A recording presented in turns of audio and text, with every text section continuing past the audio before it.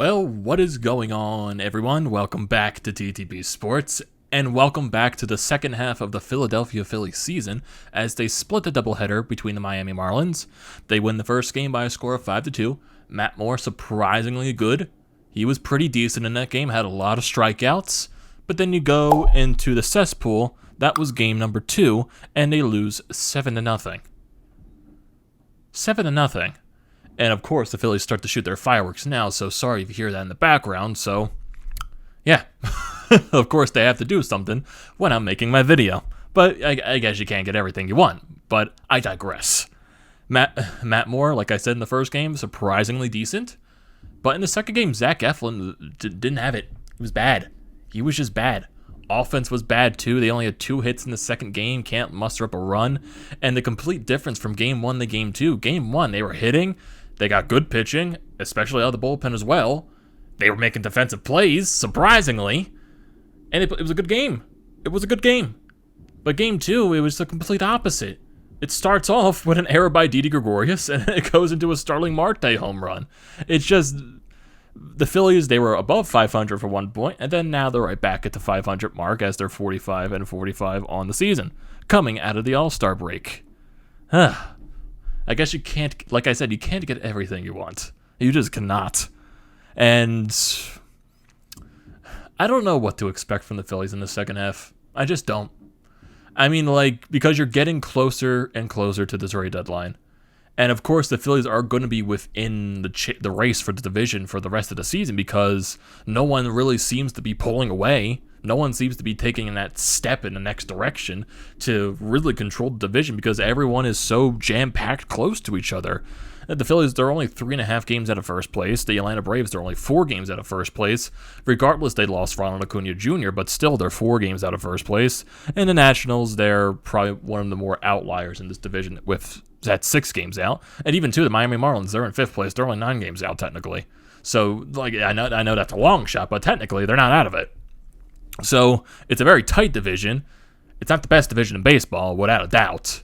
But I know the Phillies at this trade deadline, it's going to be so weird because I just don't expect them. I don't expect what they're going to do. Are they going to be that team what they did before the All-Star break? Are they going to win multiple series in a row? And that's got to start with this series. I guess it's an okay start because you split the doubleheader. But I kind of would have wished you took in the first 2 games of this series, and now you got to rely on winning the next 2 games tomorrow and Sunday to take this series because I kind of find that splitting a series with the Miami Marlins is not good enough. It's not acceptable, but regardless, this team's kryptonite is the Miami Marlins. So let me get to a little bit of touch of reality here. This team has trouble beating the Marlins, and especially, too, in Game 1 when you have Alcantara on the mound, a guy that notoriously dominates you, and you rough him up for the first 3 innings, and he can't go past 4. But then you have a bullpen game for the Marlins, and you can't touch them. And it's still weird that Bryce Harper didn't start Game 2. Was it because there was a lefty on the mound to start the game? Did Joe just not want Bryce starting 2 games in a row, especially in the doubleheader? I have no idea. I have no idea whatsoever. I just don't know. I don't know. I guess I'm not going to judge it. But I would have liked to prefer to see Harper in both games of this doubleheader, even though it probably wouldn't have made a difference because the Phillies still lost 7-0 in Game 2. So let's go to the first game of this doubleheader.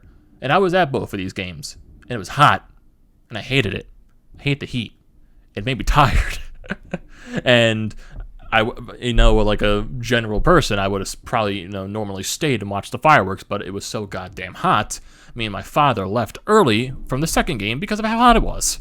And it was unbearable to sit in, even at night. There was really not a cold breeze. The only place you could get some type of cooling was the store because they were blasting the AC. So yeah, even the first game was just unbearable, man. It was so hot. I had to stand in the shade the entire game. But the first game was good. The Phillies, they got damage done in the first inning to Alcantara. They get bases loaded for Travis Jankowski, and screw exit velocity because he hits a chopper down the right field line. He breaks his bat at the same time, and he gets a double out of it, and he clears the bases, making it 3-0. So the Phillies are up 3-0 at the start of the first inning. But then the Marlins, they respond the next inning. They score 2 runs. Jazz Chisholm gets on. Birdie hits an RBI double, goes off the wall. Rojas hits a double, scores that run as well, makes it a 3-2 ball game. Then the Phillies, eventually, they respond in the bottom of the third inning. Once again, the Phillies get base runners on. Rhys Hoskins, Didi Gregorius. And then Travis Jankowski with another single, and he scores another run for the Phillies to make it 4-2. And he has 4 RBIs already in this game. So basically, this is the Travis Jankowski game. And then eventually, the Phillies would score another run thanks to a Ronald Torreyes RBI single to make it a 5-2 ball game.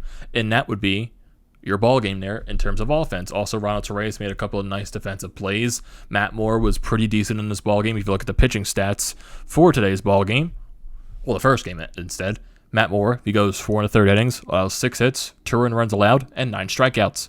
Pretty solid. Did not expect that from Matt Moore. And also it's a 7-inning game too, so I guess that's good enough for that.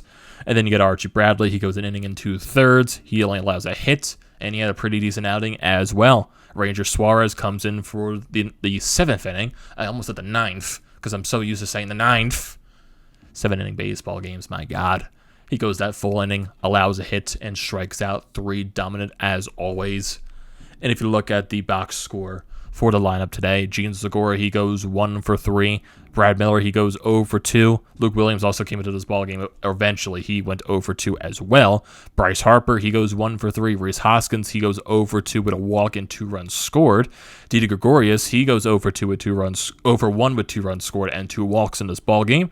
Travis Jankowski, he goes 3 for 3 with 4 RBIs in this ballgame. So, and Ronald Torreyes also goes 1 for 3 with an RBI. So honestly, like the guy you don't expect in the lineup to produce, Travis Jankowski and Ronald Torreyes. What these guys have provided for this team off the bench this year, it's just unreal. You just don't expect it. You don't. But still, this team is a 500 baseball team. Let's be real here. It's still nice to see what Jankowski and Torreyes have been providing for this team. Andrew Knapp, he goes 0 for 3. Matt Moore had a couple of bats. He went 0 for 2 with 2 strikeouts. Andrew McCutchen had a pinch hit appearance. He walked in this ballgame. In terms of runners in scoring position, the Phillies were 3 for 6, and they left 6 total runners stranded on base. So that is game 1 of this doubleheader. Let's move on to the ugliness that was game 2, because it was very ugly. Very ugly. It starts very early, because Jazz Chisholm, with a leadoff, I guess, error on Didi Gregorius. It should have been a routine ground play, but, Didi misplayed the ball, and it turned into a hit. Well, technically, it was an error by Didi Gregorius that allowed Chisholm to get the first, but you know what I mean. So you got a base runner up for Starling Marte, and he crushes the ball to center field into the bullpen, and it's a 2-0 lead, just like that. And then the damage continues. You go top 3.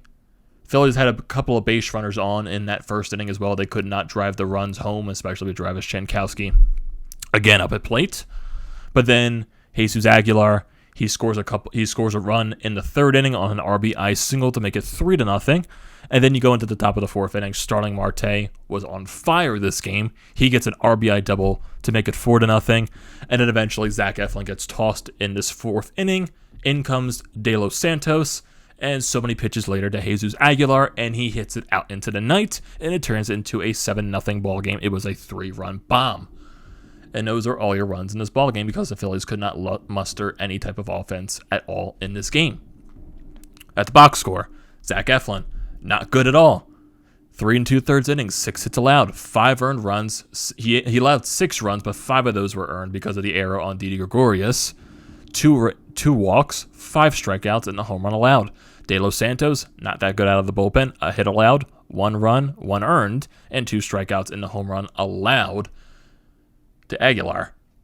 J.D. Hammer comes in. He pitches an inning, does a solid job. He gets out of that 1, 2, 3. And then the final reliever, I don't even know how to pronounce his goddamn name, so sorry if I mispronounce it. Lovera, I think that's how you pronounce it. He pitches an inning, allows a hit, and strikes out 1. In terms of the lineup today, Gene Segura went 0 for 3. JT Realmuto, he goes 1 for 3. Rhys Hoskins goes 0 for 2 with 2 strikeouts. Maton eventually came in. He didn't get an at-bat in this ballgame. Andrew McCutchen, he goes 0 for 1 with 2 walks. Didi Gregorius, he goes 0 for 3 with a strikeout. Ronald Torreyes, he goes 0 for 3. Luke Williams goes 1 for 3. Verling, he played in this ballgame for Bryce Harper. He goes 0 for 1. Then Jankowski came into this ballgame. He went 0 for 2. Brad Miller had a pinch hit appearance in this game. He went 0 for 2 in this ballgame. In terms of runner in scoring position, the Phillies only had 2 chances with runners in scoring position. They were 0 for 2. And they left 6 runners stranded on base. And in terms of Starling Marte, he went 3 for 4 in this game with 3 RBIs. He had 2 doubles and a home run in the first inning. So yeah, 2 drastically different types of games. Drastic. And as the fireworks continue to blast off. So once again, I apologize if you guys hear those fireworks off in the background. Hopefully you do not. But still, you win one, you split this doubleheader. I kind of wish you won both of those games, just because you're coming out of the All-Star break. You want to try the run for this division. You got to figure out what decisions you're making at the trade deadline. Like, what if you go out and win so many series? Does it force Dave Dombrowski to go and buy? What happens if you come out quieted after the All-Star break? What does Dave Dombrowski do with the trade deadline? Does he sell more? Does he mix and match? Does he buy and sell at the same time? No idea. I have no idea what's going to happen. So the Phillies right now, they are at 45-45 on the season. They're in second place, 3.5 games behind first place of the New York Mets. I have no idea what this team is going to do. I have no idea what to expect. But there's still 2 more ball games to be played in this series. You got a ball game tomorrow, 6:05. Vince Velasquez going up against Thompson for the Miami Marlins.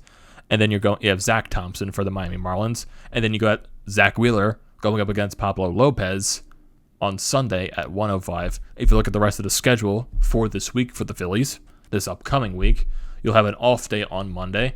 Then you'll have 2 games on Tuesday and Wednesday at the Bronx against the New York Yankees. And then you'll close out the weekend with a 4-game series against the Atlanta Braves, Thursday through Sunday. And then next week, you'll have a 4-game series once again at home against the Washington Nationals. And then you'll close out the month of July with a 3-game series against the Pittsburgh Pirates in Pittsburgh. 30th, 31st, and then starting August is that final game of the series against the Pirates. And then according to what analysts say around MLB, the Phillies have the easiest schedule remaining out of all major league teams for the second half of the season. But I guess the average win percentage of teams that they're facing is 45%, I think, from the last time I saw. So does that have an advantage for the Phillies? I have no idea. I just have no idea. So I can't rely on this team to go out and win multiple series in a row. I just can't guarantee that because you don't know what this team has been the entire season. Oh yeah, I think I do know what this team has been the entire season. They've been very mediocre. So I just don't know what to expect.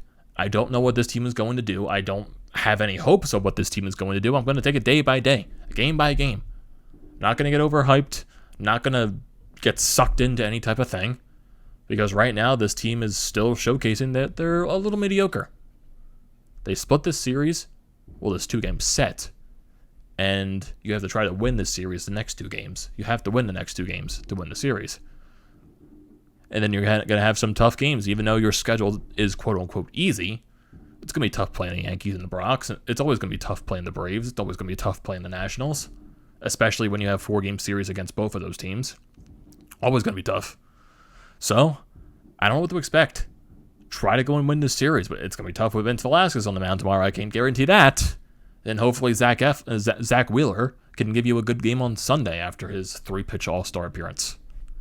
So hopefully they can win the series. Can't guarantee it, but hopefully they can. So, what are your thoughts on this video, everyone? What are your thoughts on this doubleheader from the Phillies and the Marlins? And what do you think this team is going to be in the second half of the season? I want to hear your thoughts and opinions down in the comment section, as always. So don't forget to leave those down there. Don't forget to drop a like on this video. Don't forget to check out the Painted Lines, which I am a part of. Their links would be down in the description below. And also, don't forget to check out the links to Bros Media, Florida Pod merchandise website, and also for Flyers Nitty Gritty. All of that stuff is down in the description below. Definitely go and check that out. And just like, comment, and subscribe to the channel, everyone. And I will see you next time.